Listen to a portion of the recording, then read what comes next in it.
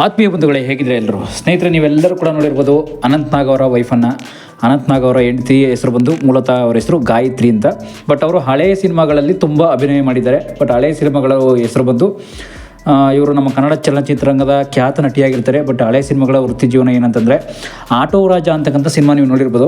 Auto ರಾಜ ಸಿನಿಮಾದಲ್ಲಿ ಮತ್ತು ವಸಂತ ಗೀತ ಅಂತಕ್ಕಂಥ ಸಿನಿಮಾದಲ್ಲಿ, ವಸಂತ ಗೀತ ಸಿನಿಮಾ ರಾಜ್ಕುಮಾರ್ ಅಣ್ಣವ್ರ ಸಿನಿಮಾದಲ್ಲಿ ನೀವು ನೋಡಿರ್ಬೋದು ಅವ್ರನ್ನ.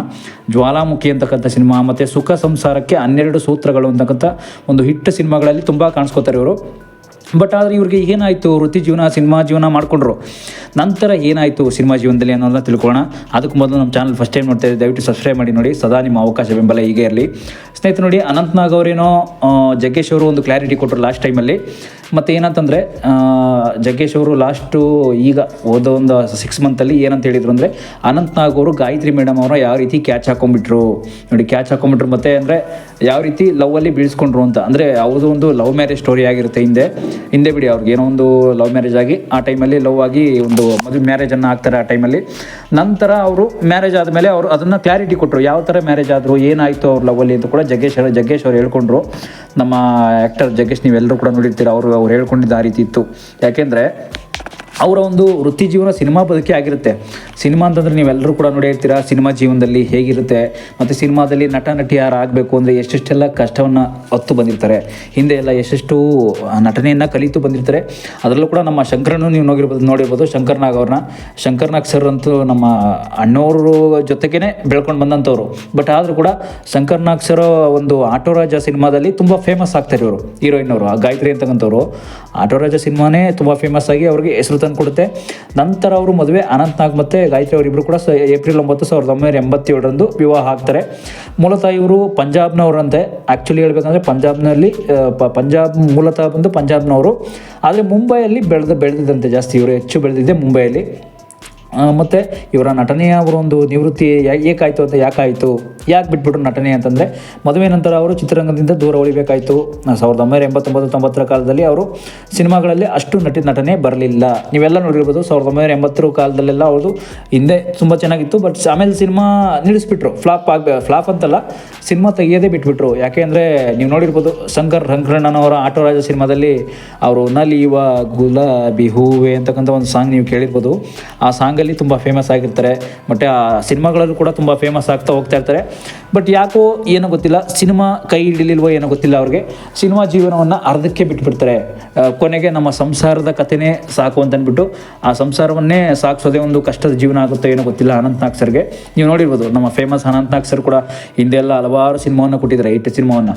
ಅವ್ರು ಮಾಡಿರ್ತಕ್ಕಂಥ ಹಳೆ ಸಿನಿಮಾಗಳಲ್ಲಿ ಕಾಮಿಡಿಗಳು ನೀವು ನೋಡಿದ್ರೆ ತುಂಬ ಚೆನ್ನಾಗಿದೆ. ಗೌರಿ ಗಣೇಶ ಅಂತಕ್ಕಂಥ ಸಿನಿಮಾ ಆಗಿರ್ಬೋದು. ಮತ್ತು ಹಳೆ ಸಿನಿಮಾಗಳು ನೀವು ಅವ್ರದ್ದು ಅನಂತ್ನಾಗ್ ಅವ್ರ ಸಿನಿಮಾ ನೋಡಿಬಿಟ್ರೆ ತುಂಬ ಎಷ್ಟು ಚೆನ್ನಾಗಿ ಹೊಗಳ್ತೀರಾ ಅಂದರೆ ಹಿರಿಯ ನಟರನ್ನು, ಆ ರೀತಿ ಇದೆ. ಮತ್ತು ಅದಕ್ಕೂ ಕೂಡ ಅವ್ರಿಗೆ ಒಂದು ಪದ್ಮಶ್ರೀ ಪ್ರಶಸ್ತಿಯನ್ನು ಕೊಟ್ಟು ಗೌರವಿಸಲಾಯಿತು ರಾಷ್ಟ್ರಪತಿಗಳಿಂದ. ಬಟ್ ಏಕೆ ಅಂತಂದರೆ ನೋಡಿ, ಅನಂತ್ನಾಗ್ ಅವ್ರಿಗೆ ಸಿಕ್ಕಿರ್ತಕ್ಕಂಥ ಕೆಲವೊಂದಷ್ಟು ಪ್ರಶಸ್ತಿಗಳು ತುಂಬ ನಟರಿಗೂ ಕೂಡ ಮುಂದೆ ಸಿಗಬೇಕು, ಇಲ್ಲ ಅಂತಲ್ಲ. ಯಾಕೆಂದರೆ ಅವ್ರು ಮಾಡಿರ್ತಕ್ಕಂಥ ಸಾಧನೆ ಹಿಂದೆ ಅಪಾರ ಹಾಗೇ ಇದೆ. ಮತ್ತು ಇನ್ನೊಂದು ಏನಂತಂದರೆ, ಅವರು ಅವ್ರ ತಮ್ಮ ಸ್ವಂತ ಶಂಕರ್ನಾಗ್ ಅವ್ರ ಬಗ್ಗೆಯೂ ಕೂಡ ಅಷ್ಟೇ ಚೆನ್ನಾಗಿ ಹೇಳ್ಕೊಡ್ತಿದ್ರು. ಯಾಕೆ ಅಂತಂದರೆ ನೋಡಿ, ನನ್ನ ತಮ್ಮನ್ನು 35 ವರ್ಷಕ್ಕೆ ಆ ದೇವರು ಕರ್ಕೊಂಡ್ಬಿಟ್ಟ ವಾಪಸ್ಸು. ನನ್ನ ತಮ್ಮ ಏನು ತಪ್ಪು ಮಾಡಿದ್ದ, ಏನು ಪಾಪ ಮಾಡಿದ್ದ ಏನೋ ಗೊತ್ತಿಲ್ಲ, 35 ವರ್ಷಕ್ಕೆ ಈ ರೀತಿ ಮಾಡಿಬಿಟ್ಟ, ದೇವರು ಈ ಶಾಪ ಕೊಟ್ಬಿಟ್ಟ, ಏನಾಗಿತ್ತು ಕಣೆ. ನೋಡಿ, ನಮ್ಮ ತಮ್ಮ ಅಂತೂ ತುಂಬ ಸಿನಿಮಾಗಳೆಲ್ಲ ಹ್ಯಾಕ್ ಮಾಡಿದರು. ಒಂದು ಮುತ್ತಿನ ಕಥೆ ಅಂತಕ್ಕಂಥ ಸಿನಿಮಾ ಸ್ಟೋರಿನ ಕೇಳಿರ್ಬೋದು.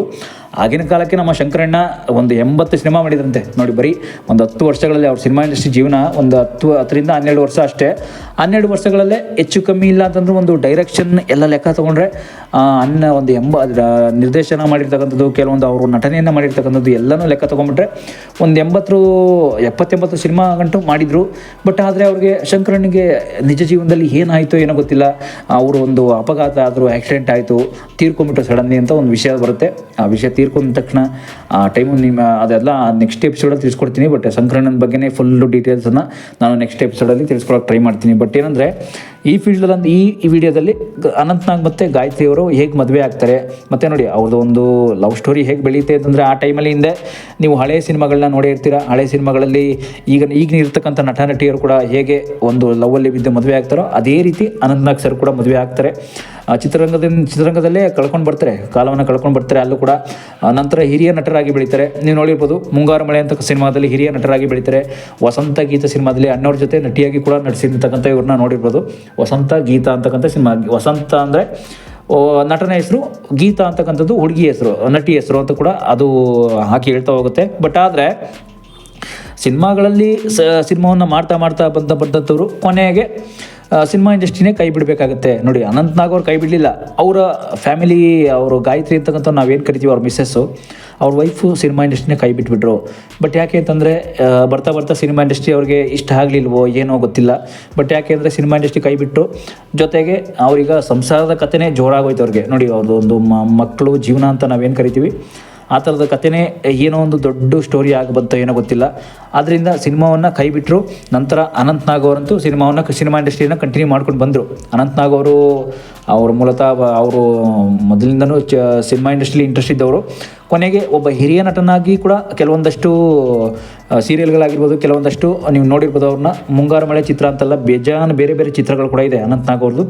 ಅವ್ರದೇ ಚಿತ್ರಗಳನ್ನ ಕೂಡ ನಟನೆಯಲ್ಲಿ ತುಂಬ ಬಂದಂಥವರು. ಗಾಳಿಪಟ ಸಿನಿಮಾ ನೋಡಿರ್ಬೋದು, ಅದರಲ್ಲೂ ಕೂಡ ಅಷ್ಟೇ ಅದೇ ಥರನೇ ಹಿರಿಯ ನಟರಾಗಿ ಸಿನಿಮಾದಲ್ಲಿ ಬೆಳೀತಾ ಬಂದರು ಅನಂತ್ ನಾಗ್ ಅವರು. ಹಾಗೆ ಸಿನಿಮಾದಲ್ಲಿ ಹೀರೋ ಆಗಿ ಬೆಳೀತಾ ಬಂದಂಥವ್ರು ಮುಂದೆ ಹೋಗ್ತಾ ಈಗ ಒಳ್ಳೊಳ್ಳೆ ಅವಾರ್ಡ್ಗಳು ಕೂಡ ಬರ್ತಾಯಿದೆ ಅವರಿಗೆ. ಹಿರಿಯ ನಟರಾಗಿ ಇಂಥ ಸೇವೆಗಳನ್ನ ಸಲ್ಲಿಸೋದಕ್ಕೆ ಒಳ್ಳೊಳ್ಳೆ ಅವಾರ್ಡ್ ಕೂಡ ಬಂದಿರೋದಕ್ಕೆ ತುಂಬ ಖುಷಿಯನ್ನು ಪಟ್ಟರು. ತುಂಬ ಖುಷಿ ಪಟ್ಟಿರೋದಕ್ಕೆ ತುಂಬ ಯಥೇಚ್ಛವಾಗಿ ಏನೋ ಒಂದು ಗೌರವವನ್ನು ಕೂಡ ಕೊಡಲಾಯಿತು. ನಮ್ಮ ಕರ್ನಾಟಕದ CM ಸಿದ್ದರಾಮಯ್ಯ ಅವರು ಕೂಡ ಒಳ್ಳೊಳ್ಳೆ ಗೌರವ ಕೂಡ ಸನ್ಮಾನಿತರಾಗಿ ತುಂಬ ಸನ್ಮಾನ ಮಾಡಿದ್ರು ಅವ್ರಿಗೆ.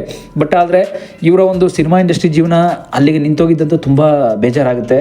ಯಾಕೆಂತಂದರೆ ಆ ಟೈಮಲ್ಲಿ ಶಂಕರಣ್ಣ ಅಂತೂ ನಾವು ನೆನೆಸ್ಕೊಳ್ಬೇಕಂತಂದರೆ ಇನ್ನೂ ಅವರು ಶಂಕರ್ನಾಗ್ ಸರ್ ನೆನೆಸ್ಕೊಬಿಟ್ರೆ ಎಷ್ಟು ಸಿನಿಮಾವನ್ನು ಮಾಡ್ತಿದ್ರು ಹಿಂದೆ. ಆ ಟೈಮಲ್ಲಿ ಅಷ್ಟು ಸಿನಿಮಾ ಮಾಡಿದ್ರು ಅಂದರೆ ಇನ್ನು ಮುಂದಕ್ಕಂತೂ ಇನ್ನೂ ಒಳ್ಳೊಳ್ಳೆ ಸಿನಿಮಾಗಳನ್ನ ಮಾಡ್ತಿದ್ರು. ನಿಜಕ್ಕೂ ಹೇಳ್ಬೇಕಂದ್ರೆ ಇನ್ನು ಮುಂದೆ ಒಳ್ಳೊಳ್ಳೆ ಸಿನಿಮಾಗಳನ್ನ ಮಾಡ್ತಿದ್ರು, ಇಷ್ಟು ಸಿನಿಮಾಗಳನ್ನ ಕೊಡ್ತಾಯಿದ್ರು. ಬಟ್ ಯಾಕೆ, ಏನಾಯಿತು ಸಿನಿಮಾ ಇಂಡಸ್ಟ್ರಿ ಅಂತಂದರೆ ಅವ್ರಿಗೆ ಯಾಕೆ ಅವರು ಅಂದರೆ ಸಿನಿಮಾ ಇಂಡಸ್ಟ್ರಿಯಿಂದನೇ ಒಂದು ಸಾವು ಬಂದುಬಿಡುತ್ತೆ ಅವ್ರಿಗೆ ಅಂತ ನೀವು ಕೇಳ್ಬೋದು ಶಂಕರ್ನಾಗ್ ಅವ್ರಿಗೆ.